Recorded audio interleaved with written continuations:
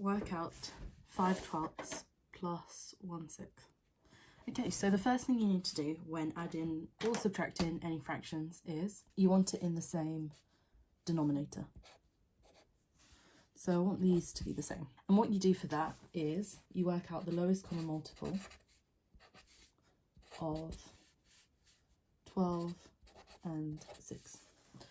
I'll link my lowest common multiple video, and from that you'll be able to know that the lowest common multiple of 12 and 6 is 12. Okay, I'm going to put these in square brackets. This here is equal to 5/12, and I'm trying to get a denominator of 12. So I'm going to add 1/6, but I'm going to do something to it to make a denominator of 12. So I need to multiply this fraction here, by something over 2.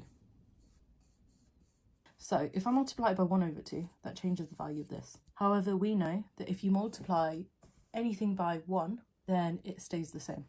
Anything multiplied by 1 is itself. So what fraction would I need here? So if we think of this as a whole and it's split into 2, if I select 1/2, that's 1/2, but I want to select something that equals to 1.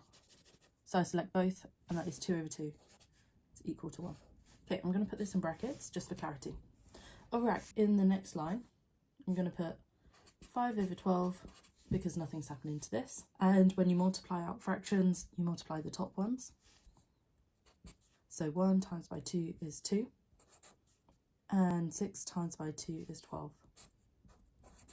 Okay, so as you can see, this simplifies to 1/6. When things are in the same denominator as they are, what you do is you just add the numerators. So that gives you 7 from 5 plus 2, and the denominator stays the same to give you this. Okay, at this point, you would try and simplify if you can. However, there's nothing in common in terms of factors of 7 and 12 because 7 is prime. So the answer is 7/12.